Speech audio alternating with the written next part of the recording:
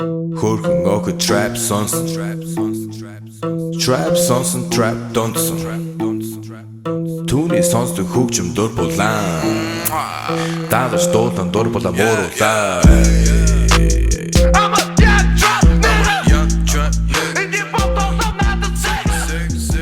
What's up, people? Adam Hunter here. Got another MMA Roasted Podcast coming right at you. It's going to be awesome, okay?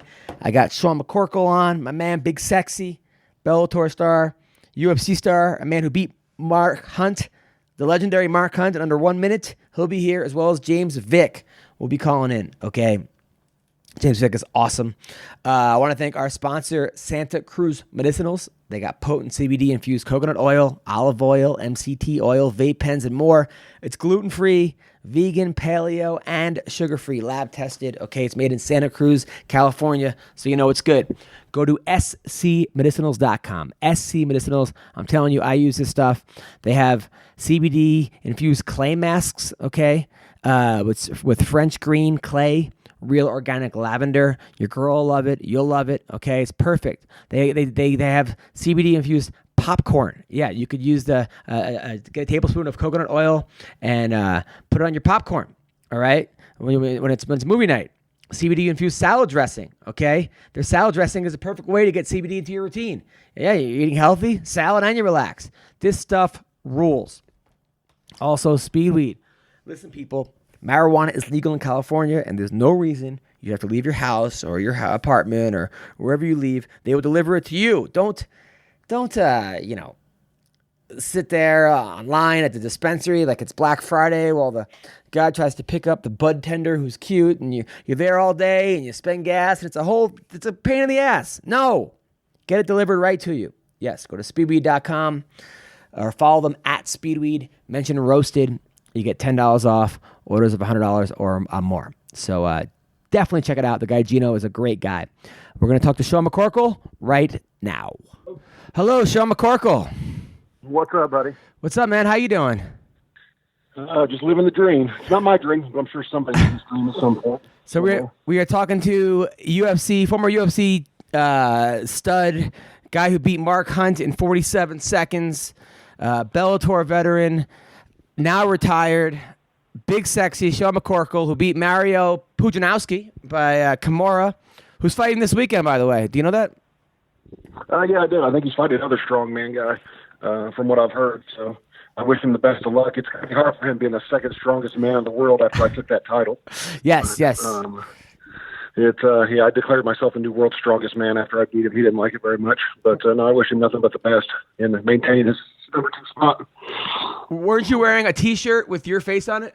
Or with his face on it? No, I wore his T-shirt to the press conference, and they asked me why, if I was fighting him for the rematch, am I wearing a shirt with him on it? And I said that sometimes I forget who the second strongest man in the world is, and I like to look down and be able to tell who it is right away. So now, was he the strongest guy you ever fought? I wouldn't say, strongest, but not functional strength, necessarily. Soa Palele, when I fought him, he felt like a gorilla, literally. It was a nightmare, but as far as, I'm sure he's overall the strongest, but as far as knowing how to use it, and functionally, no one's ever been stronger than Tom Erickson, as far as, functional strength of the guy. I didn't fight him, I trained with him all the time. That's a joke. He beat up me and Matt McCorkle at the same time. One time we tried to jump him. It was, he's a monster, but Pujanowski's definitely strong. He was no joke, for sure. If he'd have started earlier, there's no telling what he could have done. Right. Now, do you miss fighting? Do I miss it? No. I miss being in real good shape, and I miss.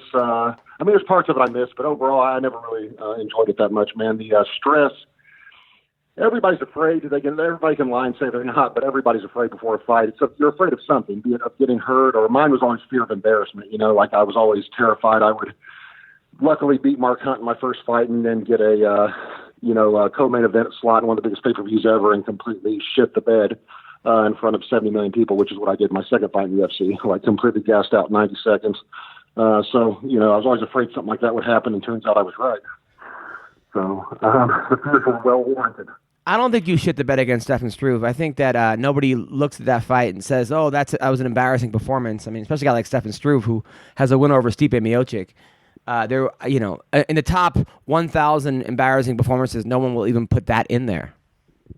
Yeah, I don't know, man. It just embarrassed me because I was really good shape for that, and I literally didn't sleep the entire week. Just the stress of it all. I kept thinking, I got to do something here because I had a real rough way to go in life before that. And Dana White told me right before I walked out, he said, "If you win this, it'll change your life." He said, "We're gonna make you a superstar." I mean, literally, as I was walking out to the cage, I was like, "Great," because I didn't have enough pressure already. So, I completely just couldn't sleep that week. Was stressed out, and it's not Dana's fault, obviously. It's my fault for not getting sleep, and I wanted to take so if you take anything, you'll test positive for, I wanted to take Dramamine, which is an anti-motion sickness pill that I usually take when I fly. I was going to take that because that'll make me sleep. They told us when you check in, they say, if you take anything at all this week and don't disclose it, you'll be suspended, blah, blah, blah. And I didn't understand how it worked back then, that all you had to do is tell them you had taken Dramamine. I thought it meant you weren't allowed to take anything. So I was didn't take anything to sleep. I literally slept probably 5 hours a week of the fight, an hour to an hour and a half a night, and because completely gassed out as soon as the fight started, really. Just was not there physically. So what are your thoughts about like a guy like TJ Dillashaw who got popped? We don't even know what for. He just said he got flagged. I mean, and then, my thoughts were always like steroids were for guys like Putinowski, or to make you stronger. Right. But this guy lost 10 pounds. Arguably looked the worst he's ever looked. I would be shocked if he got it. I mean, to take steroids down in the UFC, you have to be an idiot because it's really, or you have to have a really, really good doctor or someone doing it, chemist doing it for you. But to do it now, the chance of getting caught with as much as they test you are almost guaranteed. But it's also completely out of control. They've got guys testing positive for stuff that aren't even performance enhancers. Like I think Chad Mendez tested positive for some sort of medicine for psoriasis. Like if that stuff is helping you fight, I've never heard of it, and I've never heard of anybody, else, doing it to enhance their performance. I mean, it's absolutely ridiculous. And now you got the whole John Jones mess where if you've taken them before and they're still in your system, I guess now you're clear to continue taking them. Like it's just insanity. I wish steroids were allowed in all sports. Personally, I think it would be better all the way around if they would just test guys at fight time and be like, you're allowed to have a certain amount total testosterone at fight time or fight week or whatever. And then, I went off testosterone allegedly while I was in the UFC. I was actually prescribed it. I was on TRT before I was even fighting, and I was afraid I would test positive for, steroids or LDL levels, testosterone. So I actually went off of it. The official stories, I went off of it the whole time. What I actually did was just switch to testosterone propionate, which has a 3-week detection time, and just took it while I was training. Didn't take it 3 weeks before the fight, So I was still really low on testosterone going into a fight, but it's not healthy. I mean, you saw what happened to Vito Belfort's body and Chael and these guys when they go off of TRT without any kind of post-cycle therapy or like TRT therapy. It destroys your endocrine system, So I was smart enough to know how to beat it, but I also was never tested the entire time I was in the UFC. So I wish I was taking more things. Truthfully known, I never got tested even once for anything. Yeah, one of my funniest interviews I've ever seen was when you told the kid, this is going to be whose steroids are better, mine or his, against Yeah. I said, because I know we're both running them, so let's just I had a feeling he had better access to them even though I wanted to fight. But I said, one death to fight even though I won the fight. His were probably better than mine overall. I was only taking at that time, I think I was only taking testosterone and HGH. HGH is a wonderful thing. Why? I wish I could still afford it today. That is the fountain of youth. So I've heard. But why is it wonderful, for real? What's that? Why is HGH so wonderful, for real? You feel like you're 18 again. You don't get tired as fast. I don't mean like cardio-wise. I mean like your body, your muscles just don't get tired as fast when you're training. You can go longer, sleep better. Your injuries heal. Like you get a bruise that's gone in a day instead of a week.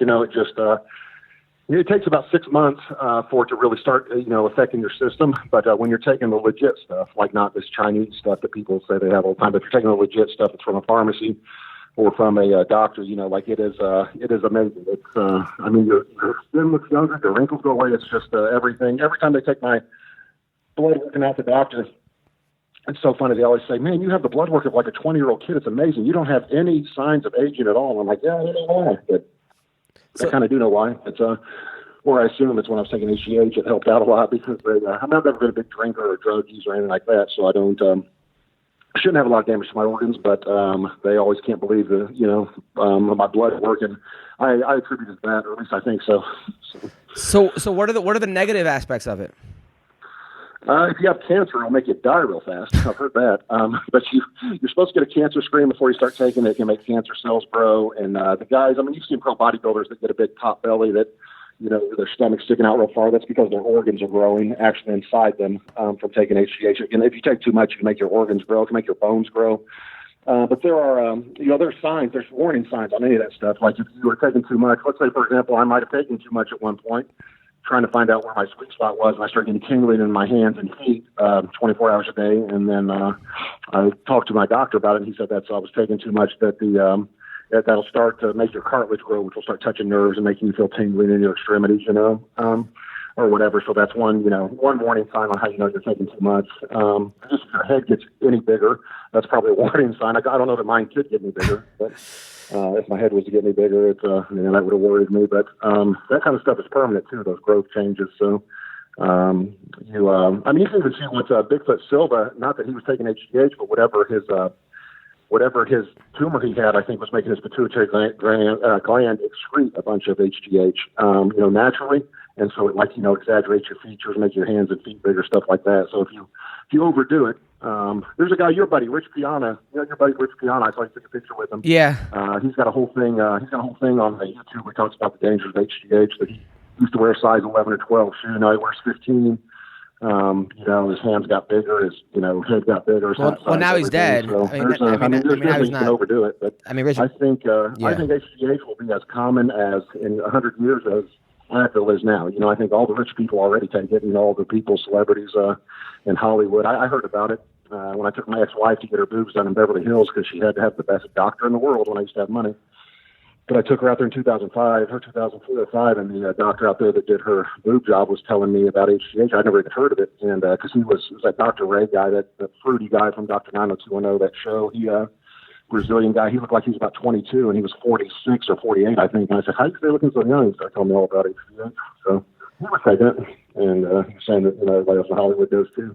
Now, do you think John Jones claims he has no idea what he took? He doesn't know how it got in. Do you believe that he was ignorant to the steroids that were in his body?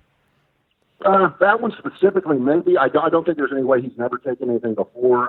I heard, unless I'm misinformed, but I heard him and his brother tested positive for the same damn substance, which I would guess they're working with the same guy if that's what they were doing. But I don't think now he's taking anything because of the scrutiny he's under. I don't think we are that good at fighting. He really needs to take anything. That would be overkill. But it's I don't believe the tainted supplement thing. I'll never believe that. Somebody taking a high-grade pharmaceutical and putting it in your protein powder, like probably not, But as far as the one he's testing positive for, that's not really one that I've ever even heard of or that anyone would use. So that's a strange thing. And you would think, I don't know. I don't know John Jones personally, but you would think he would have learned by now. But every time he gets in trouble, you would think he would have learned last time, So, but I just don't think. I don't know, man. I don't think if he was taking anything that it would be at a level, the levels of detection that's not going to improve your performance. It may help you out mentally as far as giving you a little bit of confidence, but at those levels, it's not going to improve your performance and make a difference. And he can beat everybody up anyway, so he doesn't need that. But now the way they're testing that testing is really, really hard to beat. The testing is using it. I know guys that have been tested 3 times in the same day, by the water, or whatever it is. UFC's using, but I know guys have been tested literally three times in the same day. They come back, once and then 2 more times. So you're not gonna beat them, not for very long anyway.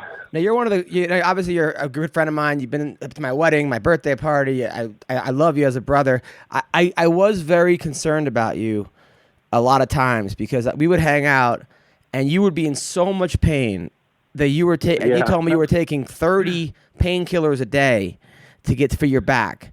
I mean, I'm probably the only non-drug addict to take 30 Percocet in a day, for an extended period of time. It was, my back was so bad, man, I can only equate it to a migraine headache, but in your back. And it was, every doctor told me I was a drug addict or insinuated it, told me it was crazy, it couldn't be hurting that bad. So I went to that doctor, Dr. Peter Welling in Germany, the same guy that Kobe Bryant went to, that A-Rod went to. Dana White's actually the one that sent me to him. that got me in there. And I went there, and he told me I absolutely should be in a massive amount of pain, based on my blood work and based on the way everything looked. And they did. I had severe problems with my L5S1 cassette joint, but I did that therapy that it's called reunited, where they take your blood out and reshoot it back in you for 6 days straight. And I thought it didn't do me any good for the first 2 weeks. I was brokenhearted. I paid about $20,000 overall to have it done, and I was brokenhearted because it didn't seem to get any better. And then after about 2 weeks, I was considerably better. Like I woke up one day and it didn't hurt as bad anymore, and got considerably better ever since. He said it will only last 2 to 4 years, and it's been right at 2 years, I think, since I went. Almost 2 years since I went. So I plan on having to go over there again at some point here pretty soon, because I never want to go back on the pain pill thing. Oh my God! I honestly was like, hole, I was. There's no end to the more you take, the less they work, and it's never ending. It's just. But then, I was in bad enough pain. I should have been in the ER. When I didn't take them, I had to go to the ER if not. So it was an endless cycle. It was crazy. No, and I remember thinking to myself, this might be the last time I ever see you, because I was like, there's no way this guy is gonna. And it was really, I was gutted, because I'm like, I may not see Sean ever again. I don't understand how he's gonna take 30 painkillers, and not to mention the Ambien you were taking to go to sleep. I can't imagine how many of those you were taking, and you were still fighting. Yeah, it was. And you're like, I gotta fight in 2 days. I was like, Sean, like, you can't walk across the street. We're going to Cantor's Deli. You cannot. You're in pain across the street. You're like, yeah, but Roy Jones called me and told. I'm like, I don't give a fuck about Roy Jones calling you. I did say no to Roy Jones Jr. That was my hero. You're like, I'm like, have you trained for this fight? You're like, I did about 10 minutes on the treadmill 2 weeks ago. I go, what? Yeah.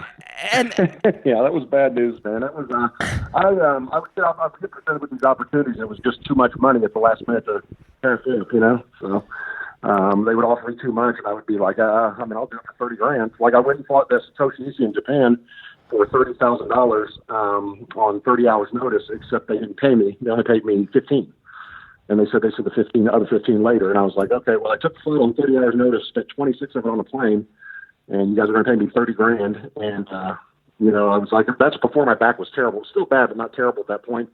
But I thought $30,000, I'm a lot bigger than him. He's light heavyweight. Yeah, I'll give it a shot. And I go over there and got poked in the eye early in the fight and submitted.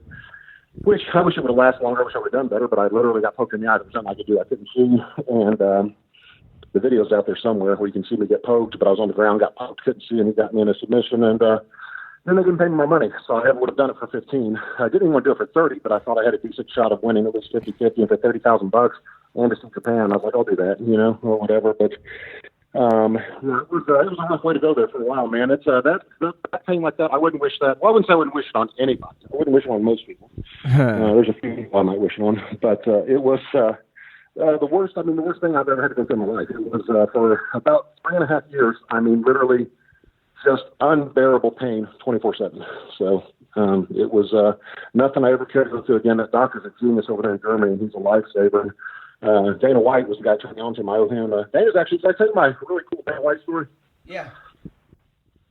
I did or didn't tell you? I can't remember. No. Tell it again. Bubba McDaniel's little boy was allegedly neutered. We're not sure exactly what happened. They're still waiting to press charges on a guy, but I don't know exactly what. But Bubba McDaniel's one of my really close friends, and we were trying to do a GoFundMe for him, and I hit Dana up, and I'm not super close with Dana. And I talk to him maybe once or twice a year. And just asked him if he could put the GoFundMe on his Instagram. Didn't expect anything, didn't ask for anything. I know he has people asking for. I wasn't asking for tickets. Like, I don't like to bother him or ask him for anything. Hope he doesn't get mad that I'm putting this out there. But I asked him if he would mind putting the GoFundMe just on his Instagram, or Twitter, because he's got so many followers. And he said, well, how much are they short? And I was like, well, I think if the goal's 35, I think we have 8. He goes, well, I'll just give you a check for the rest. And he said, I'll have my secretary call you, and I'll just do the rest, 27. And I started laughing. I said, well, don't send it to me. I don't want to. Yeah. I saying I got it, or whatever. I put him in contact with Bubba. But for Dana Dana knew Bubba from the Ultimate Fighter, but it isn't like he didn't know him anything, didn't know him. But for him to just give him, $27,000 without even thinking about it. Dana's got a huge heart. Short and had his secretary call in 10 minutes, and they got it set up. I thought that was an awesome thing to do, man. That's the thing about Dana. Dana's got a huge heart, and he doesn't he's not going to help somebody out because they're going to do something back for him, Right. You know, he's like, if he likes somebody, he likes somebody, whether they're homeless or whether they're the, you know, president of whatever records. He just, that's the thing about Dana. You know, Dana's given me, I mean, who the fuck am I? Like the best seats in the house when he could have given it to anybody, you know, just because Dana, and because I like make him laugh. You know, Dana's a good dude. I like Dana. Dana's a friend of mine, and when it comes to stuff, like, obviously, you know, Dana's a good dude. Now I mean, there are so many funny Sean McCorkle stories. I mean, I don't even know where to begin. I mean, sometimes just following you on Facebook, there was a guy that was like hitting on your ex or harassing your ex, so you put his phone number out, and then you like went to his driveway and tried to fight him or something. Yeah. What happened? What happened there? No, this was partially. He I met one time, and I only knew it because I knew his baby's mom. That's how I knew who he was, and met him. Literally said hi to him one time for 2 minutes, and we were friends on Facebook, and I would constantly see him post pictures of him and David Beckham next to each other, like they look like each other. He looks like a retarded David Beckham, maybe. You know what I mean? Like Kevin Beckham, his brother with Down syndrome or something. Like, he doesn't look at all like him. And he's constantly putting that. He's constantly hitting on any girl I know, like nonstop on Facebook, which I don't care. None of my business. I have a girlfriend. But he would go around telling people, hey, do you know Sean McCorkle? He's my best friend. He would tell people that. So his girlfriend was kind of vicious, and they got in a huge fight. And so she said that she was going to sleep with me in order to pay him back, because that would really hurt, I guess, if your best friend slept with your girlfriend, even though I had never met her and wasn't interested, and you know, had only met him once. And so instead of blowing it off, or instead of just contacting me like, hey, please don't sleep with my girlfriend if she tries to, he hits me up and starts threatening me. He knows that my kids go to school, this and that, if I touch his girlfriend again. And I was like, dude, number one, I've never met your girlfriend. Number two, don't ever talk to me like that again. You know, I said, I don't know you, you know, or whatever. I don't, you know, I don't know your girlfriend. I've never met her. Keep me out of your, you know, white trash stuff. You know, I don't know anything about that. And he started threatening me. Yeah, wait till I see you. And I said, well, where are you at? I'll just come to you right now, and then you can do whatever you're going to do. You know, we don't have to worry about wait till you see me. He said, I'm at home. I said, what's your address? I'll just do it. And he said he would shoot me. I said, okay, well, I'll bring my gun too, and I want to see you shoot me when I come to your house. What's your address? And he gave me his address, so I drove there. So I was like, you know, I get there. He's standing out front with his two daughters, hiding behind them. And he calls 911 when I pull up to his house. I get out of the car. I'm like, you're calling the cops? Like, I thought you were going to shoot me. What's going on? And he starts saying, don't. He's talking to the 911 on the other end. He goes, what's that? You're going to rape my daughters? Is that what you said? What's that? You have a gun? You're pointing at me? You're going to kill me? Starts saying all this ridiculous stuff. Well, I was smart enough to be filming the whole thing without him knowing. I was just holding my camera in my hand, you know, filming him. And so he goes, he starts saying all this, and he calls the cops on me. I left for the cops came. I said, okay, you're not going to fight me. That's what I thought. You're not going to shoot me. So don't leave me alone. Don't talk to me anymore. I leave. 3 weeks later, I get a notice from the court appearance that I've had filed, you know, charges filed against me for intimidation and harassment via computer network, because I was posting his business where he was saying that he ripped someone off, you know, online, which I thought was funny. And so I got things for intimidation. I tried to call the prosecutor. He won't talk to me. I didn't know it was against the law for someone to be afraid of me, but apparently it is. And so I hired a real expensive attorney, and she basically just sent the video and our Facebook messages to the Photoshop Facebook written him. So we sent the actual ones in the video, and they dropped the charge. It still cost me like $3,000. Now, was it the same judge? So ever since then, I've just been getting him back on the internet, pretty much. Was it the same judge that remember your ex that like started reading your text messages? No, that was a different one. That was awesome. That was when I was in divorce court. That was great. I was in divorce court, and they wanted me to bring my ex had tried to bring old emails or text messages where I, you know, called her a bitch or called her stupid or whatever. So my lawyer said, I need you to bring other stuff that proves that she isn't one-sided, that she's also being hateful when she talks to you, you know? And I was like, okay, well, no problem. So I searched through my emails, and I found one where she said, my ex-wife had told me while we were still married or going through a divorce, she goes, you think just because you have a huge dick, you can have any girl you want. That's not the way it works, you know, blah, blah, blah. And so my lawyer told me to highlight the hateful thing she said, so I made sure I put that one on top, and that was highlighted, and she had to read it out loud in court. He said, we're going to make her read it out loud in court, but he didn't know. My lawyer hadn't looked at the paper.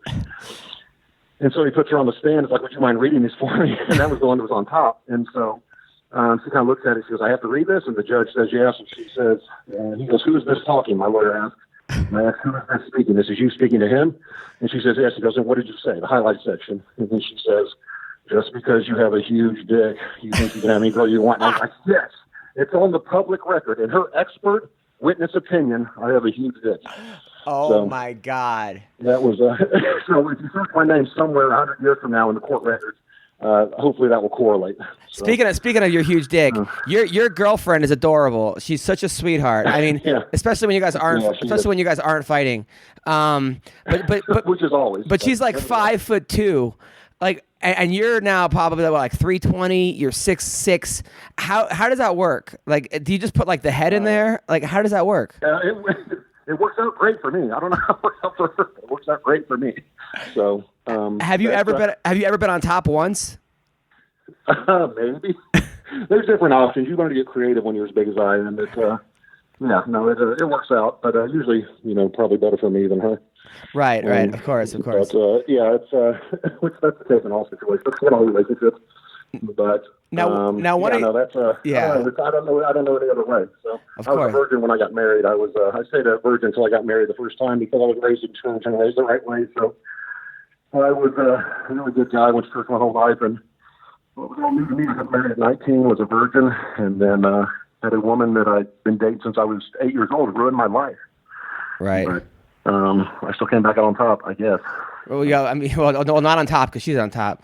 Now one of your friends is having a really hard time. R. Kelly. Yes. What's going on with you and Kells? Have you talked to him since the whole documentary? I have not. I used to prank text him all the time as a guy named Tron 2013, and he would. I met him one time just as a joke. I thought it would be funny to meet him, and I knew a girl that knew R. Kelly, but like he came in, it was at his studio, which apparently is some sort of den of iniquity or something. I don't know now, but I was at his studio, and he came walking in. I was hoping he'd be in a Zorro outfit. Hold on. Now let's explain. Why were you at R. Kelly's studio? Well, I knew a girl that knew him. It had been one of his music videos before. She hit me up one night and said, "Hey, R. Kelly's having a party. You want to go to it tonight?" Right. And I was like, "Is it like a release party where there's going to be 1,000 people?" She goes, "No, it'll just be him and a bunch of girls that look underage, and that's about it." So it's a release party, but nobody's being released because they're all hostages. Right. Yeah. It won't be an album release or people release party. But I went there, and it was just a bunch of people doing cocaine, which isn't my thing. I kind of just like, all right. He shows up 2 hours late. I was getting ready to leave, and he wasn't dressed like Zorro or anything. It was so disappointing. He was just in a Chicago Bulls like sweatsuit and smoking a cigar. And he came in way happier than he probably should have been, given his circumstances. But he was all happy, and he. At one point, we're sitting there. They only play R. Kelly music and videos at an R. Kelly party, and he's got a bartender who charges you for drinks, which was awesome. Like, it was awesome. They're charging me $10 a drink. I thought it was the funniest thing ever. It's just like being in someone's living room, and they're charging you for drinks. I was like $10 a pop, and so we're sitting there, and all of a sudden the music stops, everything stops, the lights come on. It was like the night was over, party's over, or something. When a club closes, and all of a sudden R. Kelly's like, "Man, what happened to the music, man?" Or something like that, right. And all of a sudden, some girl starts. This white chick starts singing "I Believe I Can Fly" a cappella for no reason, and it got really, really awkward because she was very off key. And she goes through the first verse, and we're looking at each other. There's only like 20 people there. We're all looking at her and like, why is she doing this? And then so she gets to the end of the first chorus, and then we're all like, okay, cool, that awkwardness is over. And then she starts the second verse. You start singing that. I was like, this is too good to be true, man. And so she starts singing the second verse, and then also the music came back on. Everything went back to normal. But it was that was an odd night, man. That was strange. I went over to meet him, and he goes, and his two bodyguards come up and said, "Hold on, we got to see if it's okay for you to approach Kells." They said, and I was like, "Oh, okay." And he goes, "No, it's okay." He said, "Come on over." He said, "They say you're a fighter, right?" I said, "Sometimes I don't really want to be." Right. He said, "Just don't hit me. That's all I'm saying." You know what I'm saying? I think he said what I'm saying. Right. But he's like, "You know what I'm saying? Don't hit me." And I was like, "No, it's cool." I said, "I only hit people for money or if they show me even the slightest bit of disrespect." And then him and his two bodyguards kind of like looked odd at each other, like we're kind of confused. And then just sat and talked to him for a few minutes. And I asked him how he stayed looking so young. And the truth is he probably drinks the blood of children or something. But at the time he told me, he goes, "Does he ask how old I was for some reason?" Because I said, "I remember when your first CD came out." He said, "You ain't that old." And I said, "No, really." And he said, "How old are you?" And at the time, I think I said, 36. He goes, man, you look so young. And I said, yeah, it's HGH, you know. Apparently that's all I talk about. But I said, it's HGH. He goes, I started laughing, you know. And I said, how do you stay looking so young? And I said, it's like 50, how do you stay looking so young? And he stops and he looks off into the distance and gets like a gleam in his eye. And he said, I just stay on stage, nigga. Like that, and I thought it was the greatest thing I'd ever heard in my life. Like that was, apparently, that's the fountain of youth, is staying on stage. Right. And I'm allowed to say the N-word because he said it, and I was just quoting. Of course. So you got his phone number, and then you were texting him, pretending you were someone else, right? Yeah, because he gave me his number, but I never told him I never gave him mine. Like I never texted him, so I would just text him on my phone all the time, and I would just text him like this guy who was trying to hook him up with girls, because the girl I knew told me if you approach him with a girl or about a girl, he's all ears, you know. So she said he'll always respond if it's about a girl. So I would be like, hey, I got this girl that's trying to meet you. You know what I'm saying? And I would sign everything Tron 2013 because I sound like the kind of guy that would hang around R. Kelly. I don't really know what it means, but every time I'd have a tagline Tron 2013, and so. And I would send a picture of a girl that was obviously just off the internet. Like I just pulled a girl up off the internet, and he was like, all right, give it a number, dog. And so one time I actually Googled girls who R. Kelly would think is hot and would like to meet. And so then it said search results for girls who R. Kelly would think is hot and would like to meet. And was it like the Olsen twins and like That's So Raven, or like was it like people like that? Was it like the? Yeah, it was like blatantly like you could read that it said Google search results for girls R. Kelly would think is hot and would like to meet. And then I just like a couple of girls, and I was like, yeah, this girl I was texting, she's the third one on the right. He's like, all right, cool, give her the number, dog, we'll hook up. Like he didn't even notice that someone was pretending like I was just Googling girls to send him. And it was in the snapshot. It was actually in the shot. It was the Google search was in the shot. It was actually like you actually. Yeah, you could see it said Google results for girls R. Kelly would think is hot and would like to meet. And then it was like a picture. It'd be a picture of like 10 different girls, and I was like, she's the third one down on the right. And he was like, all right, cool, dog, hook up the number, we'll hook up later. That is so funny. It was awesome. Yeah, and then if I ever got tipsy, I would just give his number out to people randomly and have him text them. It was really funny. You also wanted to find, I remember you tried to collect money from that. I actually saw that guy at a comedy show, the guy who's like the instant millionaire guy. Did you ever get money from that guy? The guy who makes those videos? Ty Lopez. Ty Lopez, yeah. Yeah, I went to his house. Actually, went to his house. They said they never heard of me. Okay. All right. Let's start this. Let's start this. So Ty Lopez, everyone knows as the guy you click on a YouTube video, and he's reading a book in his mansion, and as a Ferrari, and he says, "I read a book a day. I started off, I was homeless, and now I'm a millionaire, right, or a billionaire." And then you called. He tells you how he made all his money, but he's going to tell you if you give him $69 a month. $69 a month, and then you called him on his bullshit, right? Or his alleged bullshit. I told him, I said, hey, I just said on Twitter, I said, I can't figure out why, if you're so rich, why is your house rented, and why are the cars rented too? Like if you're so rich, like why do you have to rent stuff for your commercials? And he was like, what are you talking about? And I said, that house is rented. I know that house, man. I know enough about real estate to know a 16-bedroom house in Beverly Hills, he's not afford. There's no way. It's got to be a $30-40 million house. You know? And so I hadn't even looked the house up. I just knew there was no way he owns that house, you know? And so he was like, I'll bet you $100,000 cash, like that was supposed to scare me. I'll bet you $100,000 cash that it is my house. I do own it, this and that. And so all I did was I watched this video for a second. He said, yeah, his house has 16 bedrooms, 13 bathrooms. So I just searched Los Angeles real estate for like Googled Los Angeles real estate for rent and put in minimum of 16 bedrooms, minimum of 13 bathrooms. The house came right up, short-term LA rental, you know? Yeah. And it was the exact house in his commercials. It was for rent daily, $1,500 a day if you wanted to rent it. So I assume he just rented it for a day or two, filmed his commercial, you know, and moved out. And he or just used it for the day, you know? And so I sent it to him online and said, well, there's your house for rent, and it was active as of today.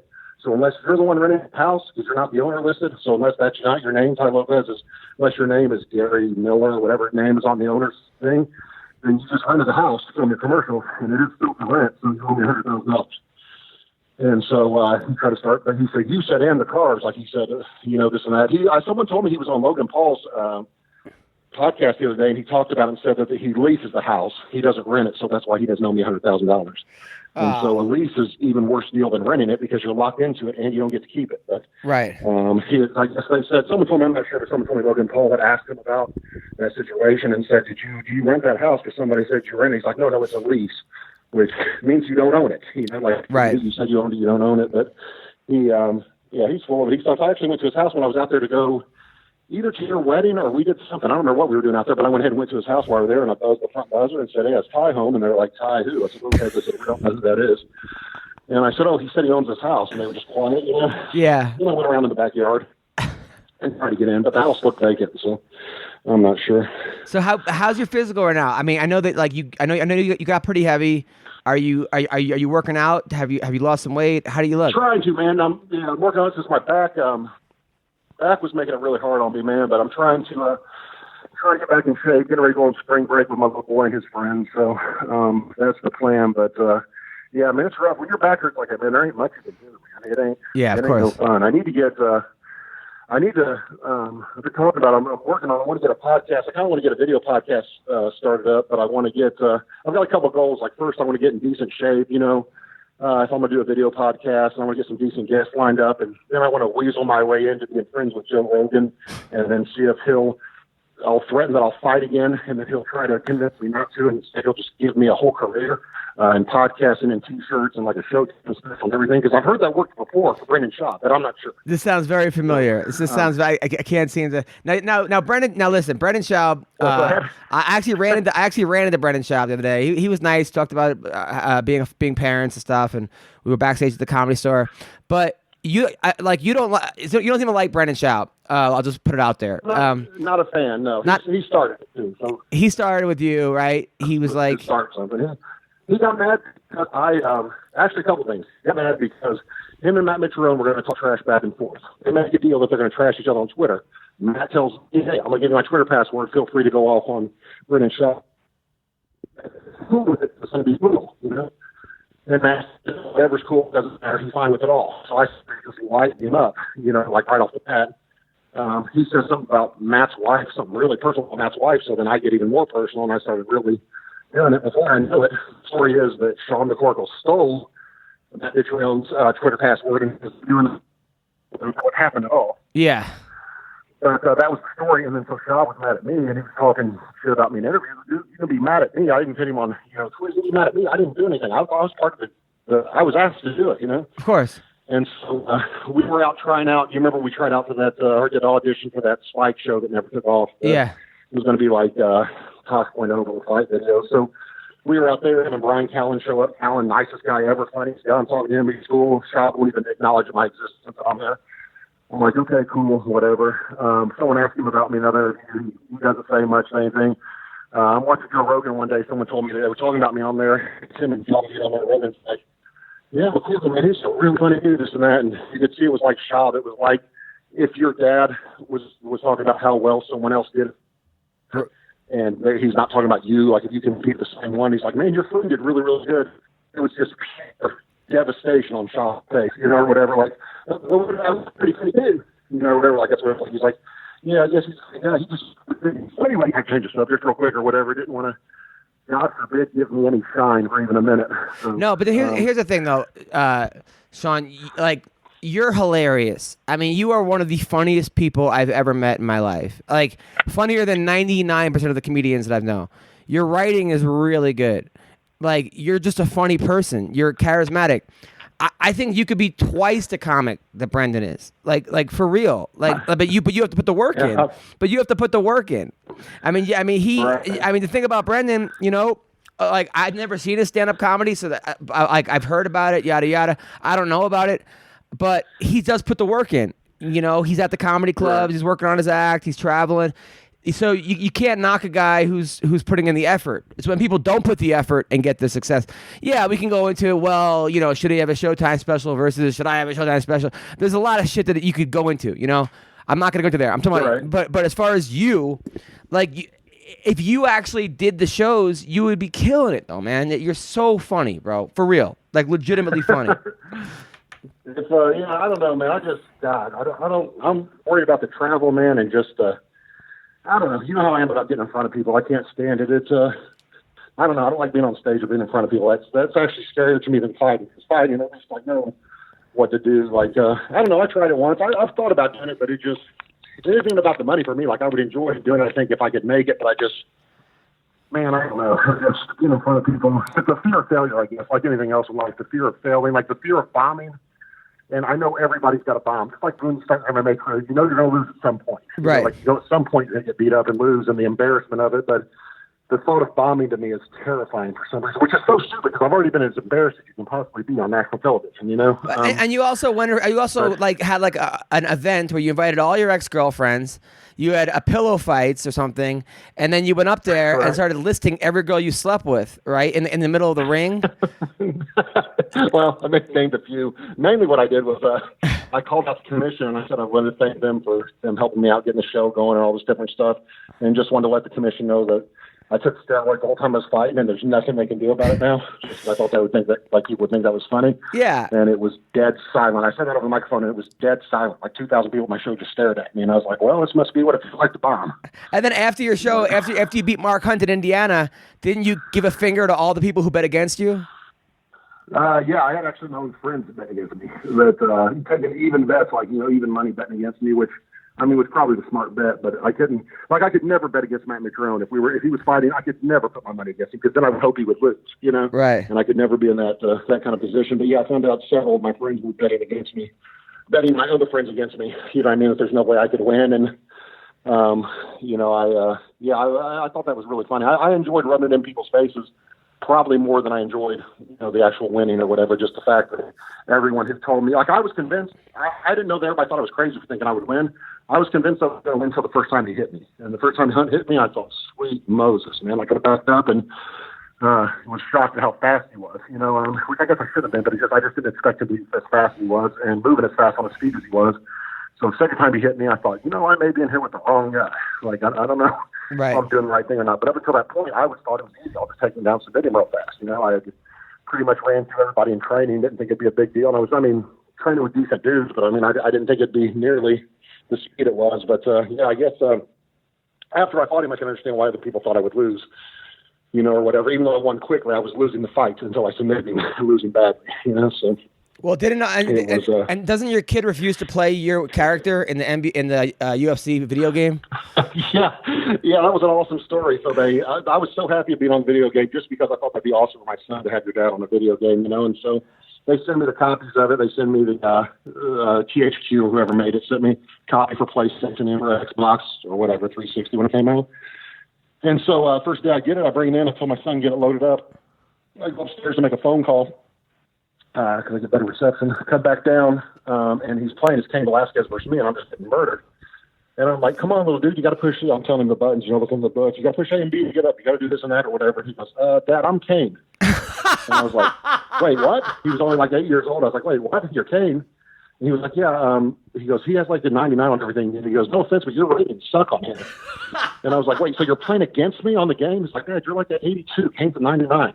And I was like, all right, buddy, no problem. And so, so then I got paid $2,000 to be on the game, and I lost all interest and never played it again. I literally have only played it one time ever. When I got my residual check that day, it was only $2,000. I thought I was getting 20 to 100, from everybody I talked to in WWE and had talked to other people that had gotten, been on video games before. Like, I know the NFL guys all get about $15,000 apiece.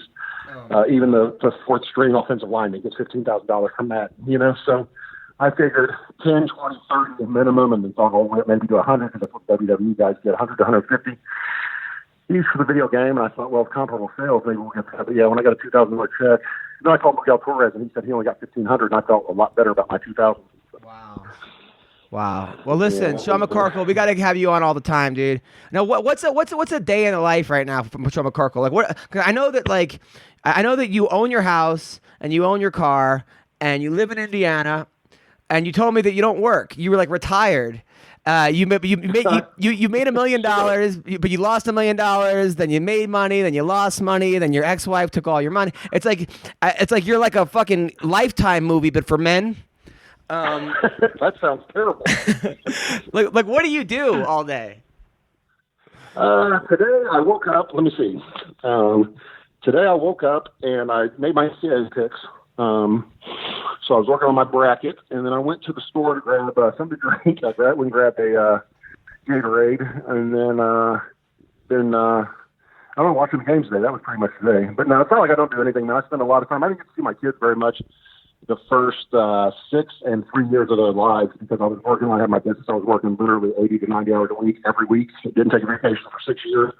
Had a real big business I was running, so I never got to see them. So when I was able to spend some time with them, I spent like this summer. My son's about to be out of school. I'm taking him. Well, he's going to be out of school after tomorrow. I'm taking him and 3 or 4 of his friends to Florida for spring break. I'm going to take them down there for 10 days, and then we spent a lot of time working on his basketball during the summer.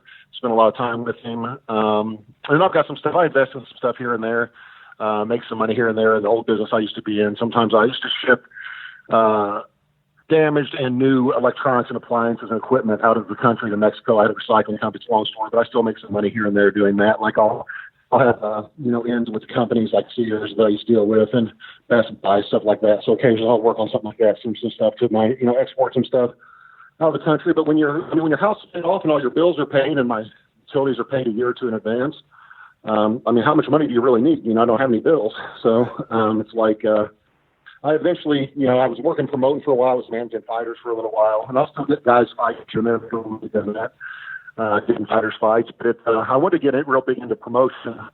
And there's just no money, man. There's just, White said the best. He said one time it's the losing money business, and that's really, they're making all the money. They take everything you're going to make, and we're on a show, an average show, you could clear $10,000, let's say, on a weekend on the show.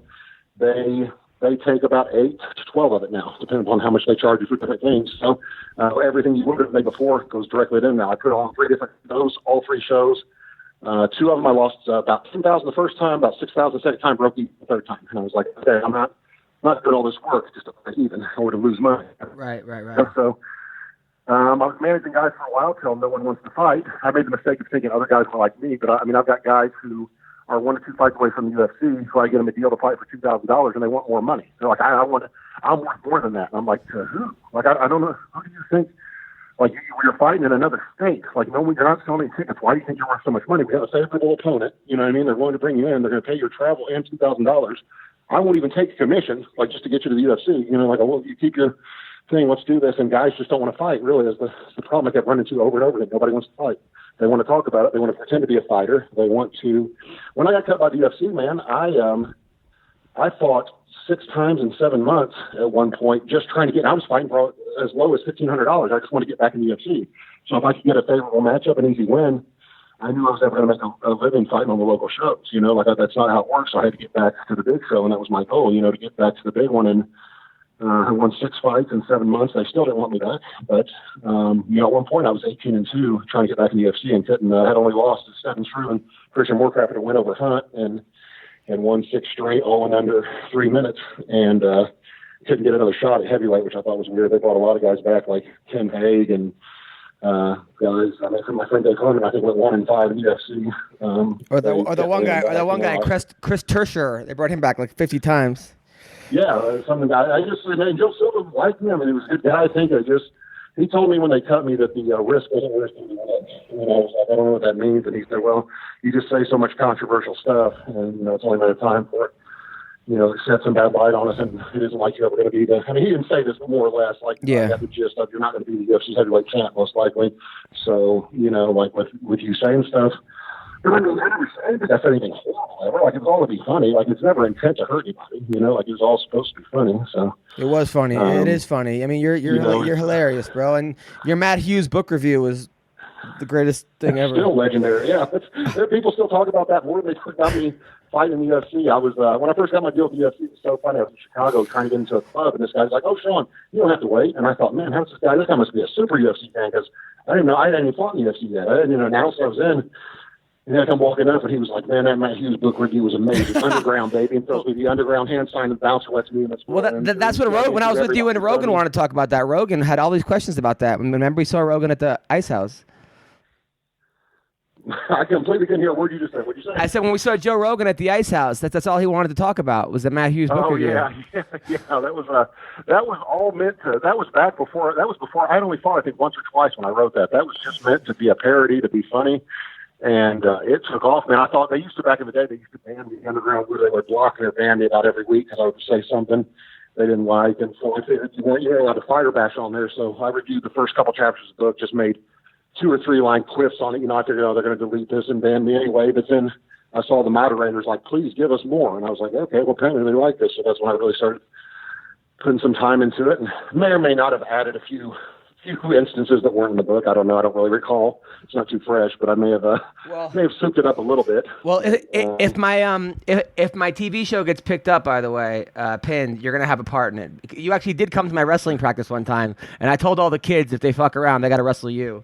That was the best. Yeah. That was the best. They might have beaten me. At this point, they might have won. But, yeah, no, it's what's your new show? I haven't talked to you about it. What do you got going on? No, I shot a pilot. I wrote a TV show I wrote a movie about, the Mighty Ducks of wrestling. I tries to raise money. I only raised X amount of money, so then I turned it into a TV show, and we actually shot it last weekend. We finished it. So now I have to edit it. Yeah, so now I'm trying to sell it. And if I sell it, I'll obviously have all kinds of characters I got to write, and there's definitely going to be a character for you. 1,000% a character for you. I would love it. That'd be awesome. 1,000%. Well, listen, man, I gotta get to James Vick, but thanks so much, Sean. I'll talk to you soon, brother. All right, man. See you later. You're the best. Appreciate it. All right, that was Sean McCorkle. He is next level funny. Always have love for Sean McCorkle in my life. Dude he's a good friend, man. He's a really good friend, and he's a good dude, and I wish that guy the best, man. He's funny. He's legitimately funny. It's funny because, just with comedy, man, it's not always the funniest people that are comedians. It's the people that stage fright's a bitch. But, there's a guy that if he actually just did it, I think he would be successful. He's got the mind for it. He's got to slow down a little bit talking, and that's coming from a guy who talks really fast. But he's a really good writer, and he's fearless, and he's funny, man. I mean, he's quick. He's on it. So we're calling James Vick. I think I screwed this one up because I waited too long because McCorkle. But we'll see. We'll see if he picks up the phone. Yeah, I knew that was gonna happen. We'll try him again. Oh wait. Oh, I'm calling the wrong number. Okay, here we go.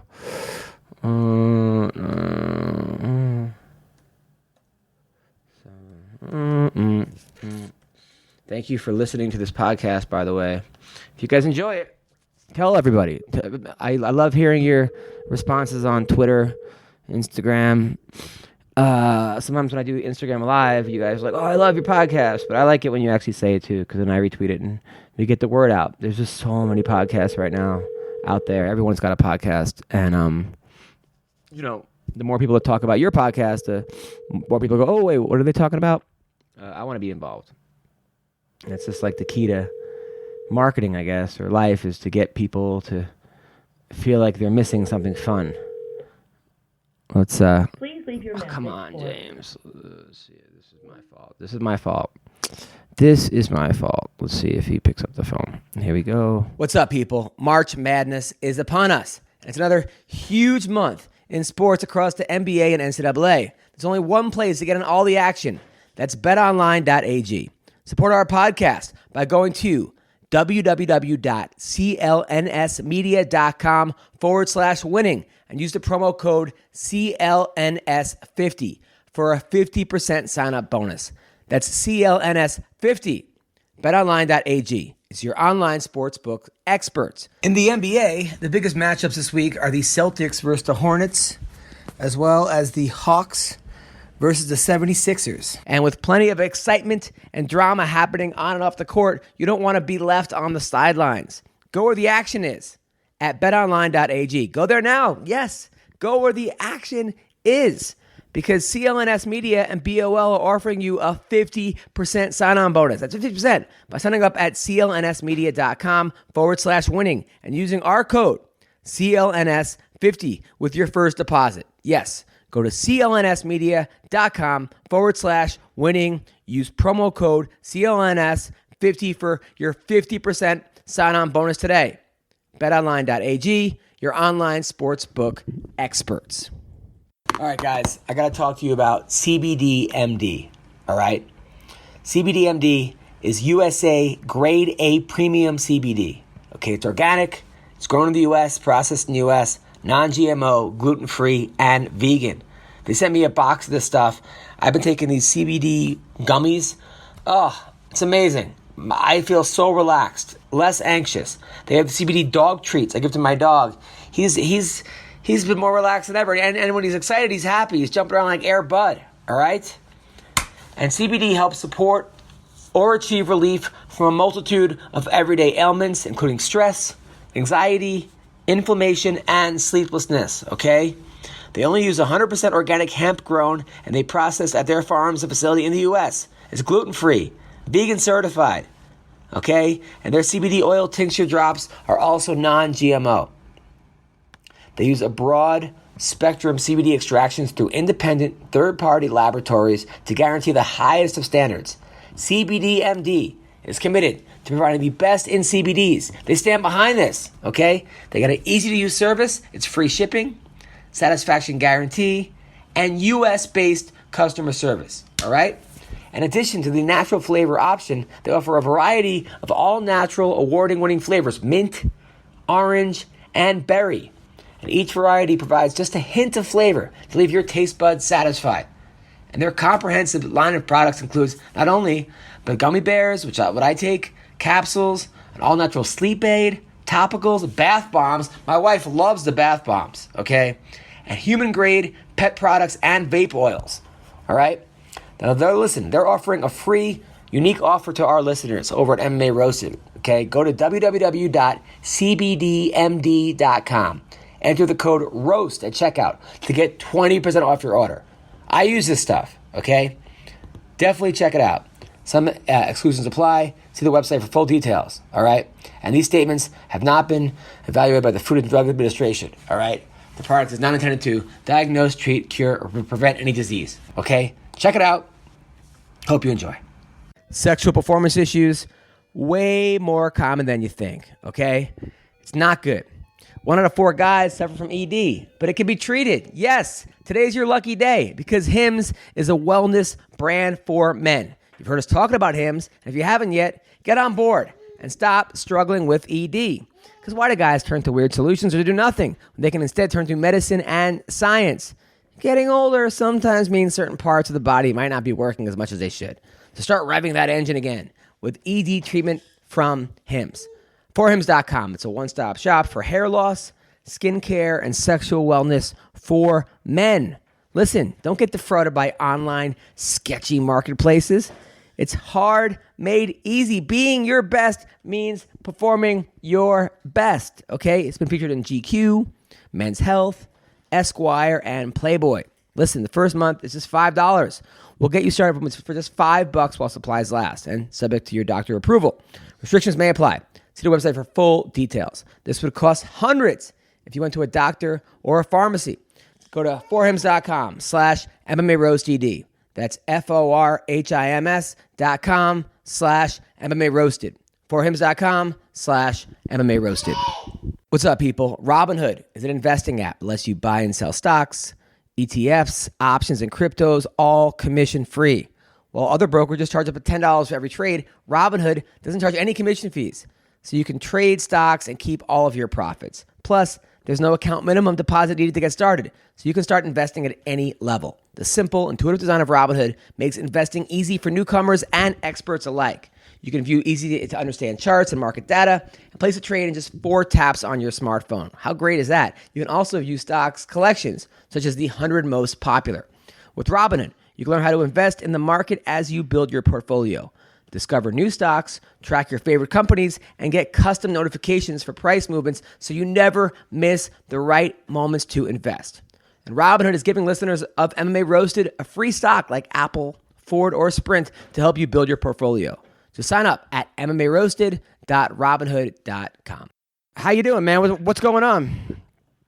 I'm good. How are you, sir? Good. So are you in Texas? Yes, sir. Nice. So what's new in the life of James Vick? Do what? What's new in the life of James Vick? What's new? Nothing's new, really. Just raising my son, being a first-time parent. Dealing with him and hunting some when I get a chance, and then still training and stuff like usual. How old's your son? He's good. He's about to be a year old next month on the 8th. April 8th is his birthday. He'll be a year old. Oh, nice. Congratulations, man. I have a 7-month-old. It is not easy at all. Does your wife work or does your girl work? No, she stays at home with him, but even then it's still not easy.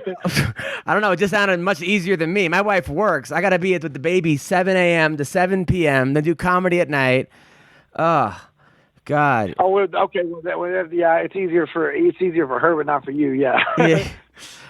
Does your baby, like my daughter, if I leave the room, she flips out. Like if I take a shower and put her in the crib, she's like somebody's like murdering her. And then I have to like bring her in the little chair while I take a shower and then play peekaboo with the screen on the shower screen so she doesn't get mad at me. Yeah. He always, especially his mom, because so my girl breastfeeds, so he's like just all the time trying to get the titty all the time. Yeah. And then he's in the phase, he's getting in that phase where he's starting to take little slow steps, so he's getting close to walking, and you got to save his damn life every 2 minutes. He's about to fall off the bed or something, and he don't even, he's oblivious. He don't even know what the danger he's in, but I feel like I got to save his life every couple minutes. Now, I kind of feel in a way that I'm like a cock blocker to my wife's tits. Like my baby's looking at me like what are you doing? You're just getting in the way. Ha ha. Hey, Mr. Nice Guy, get out of my way. I want the milk. Do you kind of feel that way at all? Oh yeah. He now we've been playing with him. We've been messing around with him a little bit, and when he starts crying for his mom, I'll grab her and give her a hug, and then he runs over there real quick, or he'll crawl over there real fast, and he'll try to like lay his head on his mom and try to get between us and stuff. And he gets all jealous and shit. Oh, like I've literally like had to like get up in the middle of the night, my baby, she's crying, and then I take her and I throw her on my wife's tits, going, "Get him," and then go back to bed, because I'm just like. Yeah. That's why I'm happy. I mean, my girl's kind of she's kind of a real hippie type anyway, so I'm really glad she, obviously she wants to breastfeed if she's a hippie. So I'm glad she breastfed, because it's made my life a lot easier, not having to get up in the middle of the night and do stuff because it's not like I can get up and breastfeed. So yeah, but now like her tits are off limits. Like even during sex, I can't grab my wife's tits anymore. Because either milk will squirt in my face. Me neither. I already know. Yeah, because it's the milk and stuff in there. I already know. Yeah, like I go right for her vagina because I'm like, there's nothing. Like if I go for the tit, either milk's gonna squirt or she's sore and tender, and plus like it's just like it's just not fun anymore. I mean, they're just not really like the same tits as they were before. I'm sure they'll go back to being that after she's done breastfeeding, but right now it's just like I don't want to shoot a load of milk in my face. I'm glad I'm an ass man because the tits are off limits when the breastfeeding comes. Yes. Oh, so you're like you go right for anal? No, I wish. She won't let me. Yeah, same here. And then there was another guy that she did anal with, but she said because he had a small penis. So I always bring him up whenever in a fight. I'm like, yeah, well. She said she felt bad for him, and I'm like, yeah, well, you had anal with. She's like, whenever she mentions my ex, I'm like, well, I didn't even. At least my ex didn't bang me in the ass, and it's a whole thing. So Oh shit. I hear you. So how are you, man? Man, your last fight. I thought you won that fight, or it was very close. I thought they could have easily given you that fight. Man, to be honest with you, going back and when I was in there, I knew it was close. I'm going back and I'm not going to be that. It's too close to cry about, and I'm not going to be. And I obviously didn't have the performance I wanted. But going back, watching the fight, I 100% thought I won the first 2 rounds. I did thought I won the first 2 rounds. I thought in the first round, he basically only landed the calf kicks, which you couldn't see the damage of in the first round until later on, and he landed that one back fist. But I mean, the strikes were pretty much even. He landed, I think, one more total strike than I did, and I landed more significant strikes than he did. So I definitely thought I could have won the fight, but I mean, it's too close to call, and I can't complain. It's definitely depressing still, but No, I thought you won, and then I thought because he had like a collapsed lung, that became the story, not how close the fight was. Which is, I mean, guy obviously, fight. I mean, good for him, but it's like, dude, I was like, wait a minute, I thought that they were gonna raise your hand, and I was confused. I honestly was confused. I honestly, I didn't think I was getting my hand raised. I'll be honest with you, because in my opinion, and I'm like I said, I'm not going to be that dude. So please don't do no, what do they call that? Clickbaits and shit. Yeah, no, I'm not. I won't. On these stupid ass articles and shit. I'm not going to be that dude claiming I got robbed or whatever. It's a close fight, but to be honest with you, I knew I wasn't going to win the decision. I mean, he, in my opinion, beating Paul Felder by decision, unless I just handily won every round easily. I knew I wasn't going to win. Let me rephrase that. I knew I wasn't going to win a close decision. To me, fighting him is as good as he is in standings with the UFC and stuff. Fighting him is almost like fighting someone in their hometown. Right. So I had to really put a dominant performance on it. I didn't. It was too close, and it's what it is. It's depressing for sure, but that's what it is. Yeah. I mean, was it hard coming off the Gaethje fight because? Were you a little bit gun shy? Were you a little worried about your chin? Were you kind of thinking a little too much in there? Not at all. It was the calf kick, 100%, man. It's the calf kick. There's never been a move like this. This calf kick is a complete game changer in MMA. It really is. These old school MMA coaches and kickboxers, they don't understand it. It's not a regular low kick, and it's like they don't understand until you've been in there and you feel that. Even in sparring, you feel it. It's a complete game changer. There's never been a move in MMA where you can take and I'm not saying, okay, I'm gonna say me and Felder are on the same level. Obviously, we're very close fighters or whatever, records and opponents and everything, even stats when we fought, but. There's never been a move in MMA besides someone just landing a big haymaker where you can take a C-level fighter and they can fight an A-level guy and they can land 3 or 4 of these moves and it puts them on level playing field. There's never been a move like this.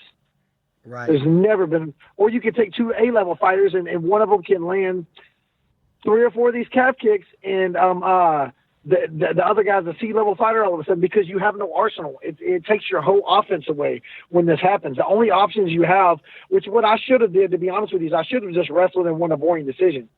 That's just not my nature. I'm a striker by nature, but I could have wrestled him, and I feel like I could have wrestled him and maybe not submitted him because, he's never been finished, but I could have got him down, did some work. He probably would have worked himself up a couple of times, and I could have won a boring decision and just got the win. But that, to me, that's the only 2 options you got when with this calf kick is you have to either wrestle or you have to switch stances. And I did switch stances, but my arsenal wasn't as good as I would have liked it to be from the southpaw. Were you surprised that he could take your punch? Because a lot of people that when you land the punch, it's over. I wasn't surprised because he's never been finished, and I hit him with a solid right hand. But it was right on the cheek. If I would have hit him probably 2 inches lower, I don't think he would have took it. If I would have hit him directly on the chin, I definitely think I would have hurt him pretty bad. And I think I did rock him once or twice as well. But I didn't have a jab. When my coach, there's so many people messaging me like, so they just don't understand that the whole calf kick thing. And you see so many people get messed up with it right now. They're like, oh, you need to get back to your boxing. Why aren't you jabbing? Well, you think my fucking intentions wasn't to go in and start jabbing this dude? Of course it was. But when you're 1 or 2 low kicks, calf kicks away from having to set to your butt, you have to adapt, and I just, that's the first time, I've ever not been able to make a mental adjustment like on the fly the way I should. I should have found a way to win, to be honest with you, Is that going to be your new thing now, calf kicks? I mean, I saw how big of a threat how bad they were when I saw I landed them on Joe Duffy, and it drastically changed the course of that fight. If you go back and watch that fight, that first round was very close, and he maybe even won that first round. But I landed several of those calf kicks, and come the second round, his whole volume was cut in half. Like his output was completely different. He wasn't throwing as much volume. And then, he ran into the big shot. But even last week, Joe Duffy fought again, and he got beat basically with the calf kick. You see, basically, like I said, the only thing you can do, there's never been a move like this in MMA. And seriously, the only thing you can do is you can either switch stances or you can wrestle. Or you just go for broke. I think that's what what happened to him the other day. I think Cody Garbrandt got hurt with the calf kick, and he had already started switching stances before he even decided to just go for it. And he went for broke, and he paid the price. But I think he knew that he couldn't take too many more of those. Right. Right. Okay. All right. I got it. I mean, It's crazy. Every couple of years, there's a new thing in MMA where it just like changes the game, you know. And this one. I mean, this calf kick is crazy because it's going to be a move. It's going to be a move that's going to be around forever, and people are going to have to start literally changing their whole game plans around this. Because I'm telling you, when you take 3 or 4 of these, it's different. It's not like getting hit with a regular low kick. Of course. That's crazy. I didn't even factor that in. Now the fights this week. Let's get some of your predictions. Stephen Thompson, Anthony Pettis. I think Wonderboy smokes him. He smokes him easily.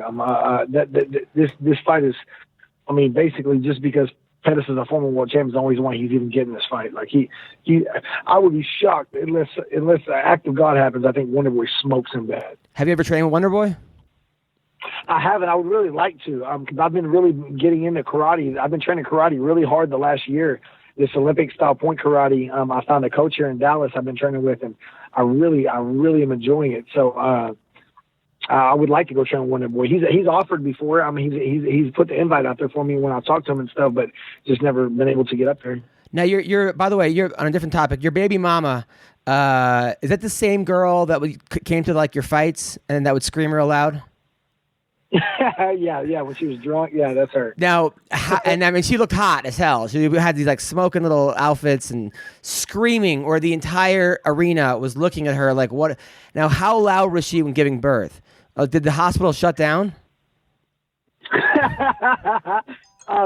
Honestly, I don't think she was that loud. She didn't want to get the epidural, and she fought it for like the longest time, and then right before it happened, she ended up getting it. You know. But she handled it like a G. I was surprised. She yelled a little bit, but not too bad. Yeah, totally. Now, did you look? Because my wife was like, stop looking, but I had to look.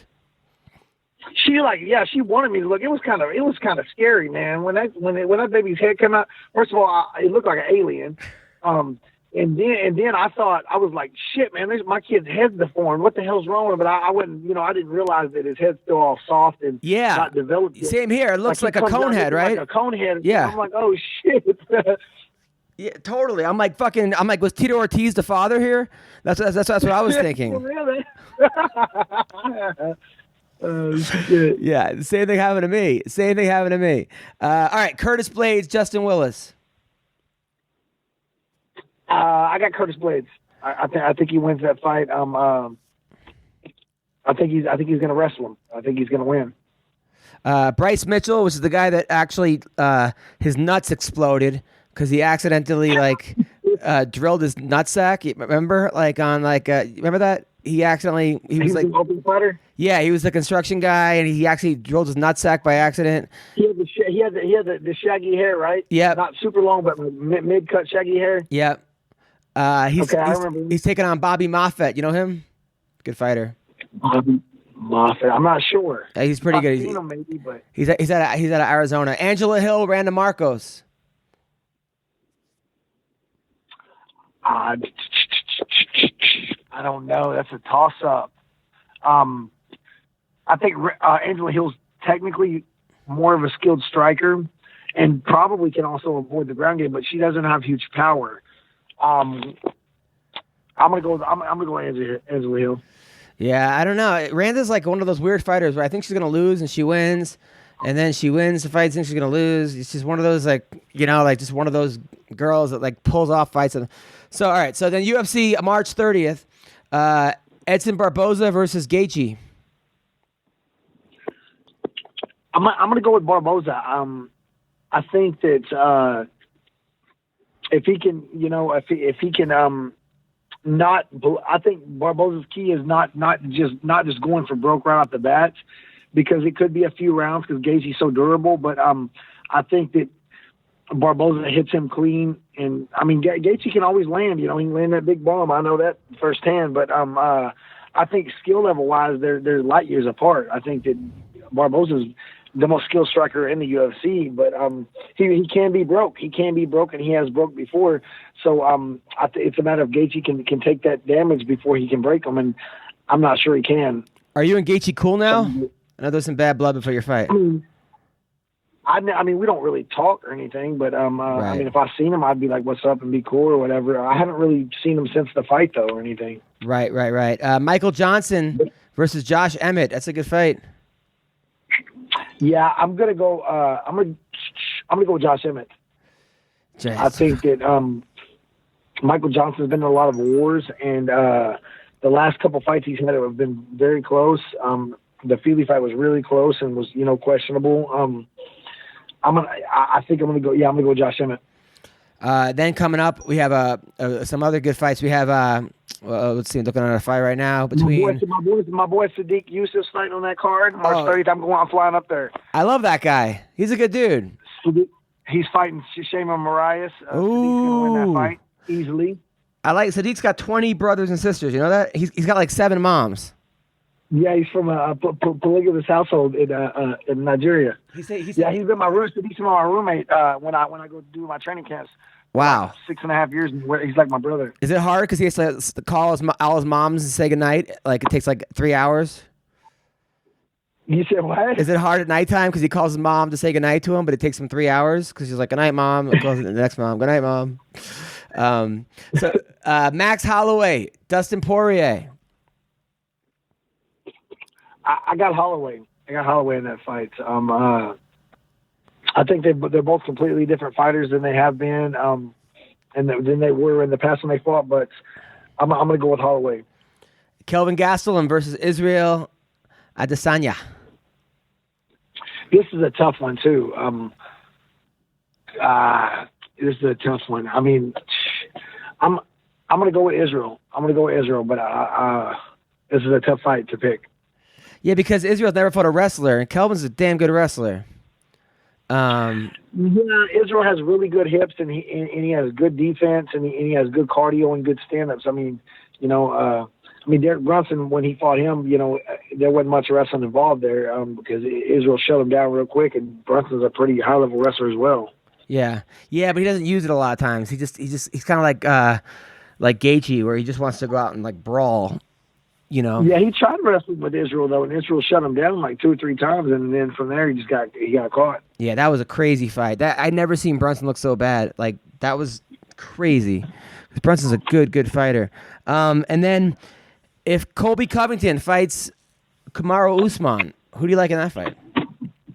I got Usman all the way. I think he's just better everywhere. I think he's more well-rounded. I think he's better striker, better grappler. I think he wins. Do you think? Are you a fan of Colby or not? Not really, man. I don't think his persona is real. I mean, and I'm not trying to be a basher like the rest, but it's like, I don't know. It's just. I don't think it's real just because he was never like that before, and then all of a sudden one day he woke up and decided to be like that. You know what I'm saying? So it's hard to believe he's always been that way. Yeah. I know. I mean, what's funny about you is that everyone's always like, man, Vick's talking a lot of shit. I'm like, dude, that's James Vick. You guys just weren't paying attention. James Vick doesn't. Act like I just started talking shit. I don't disrespect my opponent. Gaethje's really the only one I've ever disrespected, but I've always been confident and always carried myself like this. I don't know what the fuck motherfuckers think. I just all of a sudden woke up that way like that. Yeah, maybe Colby Covington has been like that, and I'm wrong. I don't know, but that's just from the outside looking in, not knowing. That's what I see. So I don't know. Maybe he has been like that. So, have you talked to Joe Silva or Sean Shelby about a next fight coming up? Any for you? Joe still ain't been around in 5 years. Good point. Yeah, that's a good point. Yeah, that's what am I talking about? Maynard, who do you want to fight next? Have you talked to them? I haven't talked to them. They haven't. I'm thinking maybe I'll run into them in Philly next week when I go. So I guess if I run into them, we'll see what happens. I wanted to fight, May or June. But I was hoping the UFC was coming back to Texas, but I didn't see anything on the calendar for them to be coming. So I don't know what they have in store. Do you want to move up to 170 or stay 55? You know what's funny about that is so I had the worst weight cut of my life with Gaethje, right? And everyone's like, "Oh, you need to move up to 170." The problem is, it's hard to tell someone to move up a weight class when they've never missed weight and they've always cheated the diet, right? So I cheated the diet, and I had the worst fucking weight cut I ever had in my life against Gaethje, right? And I swore to myself, I'm not going to cheat again. I said, if I follow the program and it's still this miserable, then I'll move up. So I followed the program, bro. And I had that one. I mean, I guess there's a reason why I'm paying this George Lockhart this money, and maybe I should follow his fucking advice, obviously. So I followed the program, and I had I probably had the easiest weight cut I've had in 5 years against Felder. I only did two sauna sessions. Or I did one sauna session, one bath, and I was on weight the night before the fight. I mean, before the weigh-in. I've never made weight the night before like that. Right. So I'm like, instead of moving up, maybe I should just quit being a fat ass and change my diet. You know? Well, you are like 6'9". I think that's also the problem. And then you look like the guy from The Machinist when you weigh in. I mean, you look like people are like there's like flies around you. People are sending you food. I get it. I get it, but I fucking felt great on fight night. I felt great. The weight cut was the easiest I've had in several years, man. And I felt great on fight night and everything. I mean, I just got caught with a damn calf kick. Right, and right, that being right. said, I still thought I should have won. Yeah, me too. Oh, by the way, RDA versus Kevin Lee, that got announced. Who do you like in that fight? You know, actually, I might go with Kevin Lee on that, man, because I think RDA is, he's been in a lot of wars, and the one thing he struggled with, the only thing that he struggled with really is, besides when he got caught by Eddie Alvarez, and in recent years that he struggled with is grapplers, is high-level wrestlers. Yeah. And I think Kevin Lee's going to wrestle him, and I think that we'll see how much RDA has left. I mean, I think, a lot of these guys are, talking about, everyone talks about old people getting old. I think it's just more mileage than anything. Of course. Were you surprised, by the way, by TJ Dillashaw getting caught?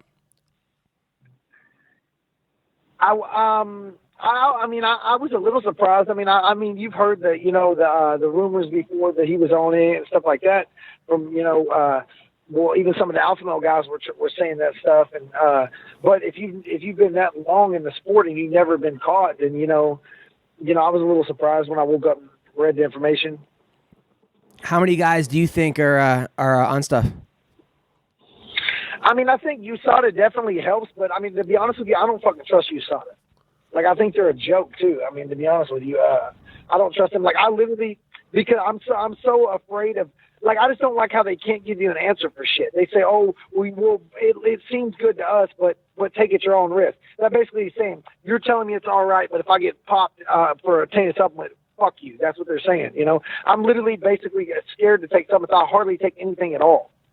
Yeah, of course. Because I'm so afraid of something happening. Because there has been people that have, Yoel Romero and Tim Means legit got tainted supplements. That's exactly what happened. Like that, they didn't cheat. They legit got tainted supplements, and that was proven. But that's always on their name. It's tarnished against their name from now on. What are your thoughts about John Jones?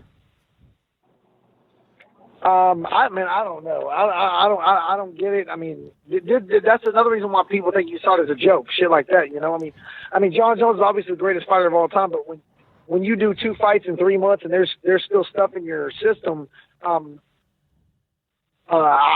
mean, I don't get it. It doesn't make sense to me. But I ain't no doctor, or anything. But it don't make sense to me or any other fighter I know. Has anybody ever offered you, like backstage or like in the locker room, hey man, you're pretty good, but you'd be better if you take this?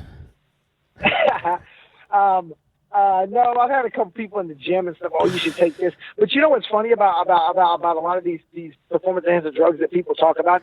I've never really had anybody in the gym, and keep in mind in Texas here, I train at 6 or 7 different gyms back home because I got to drive to a bunch of places to get work.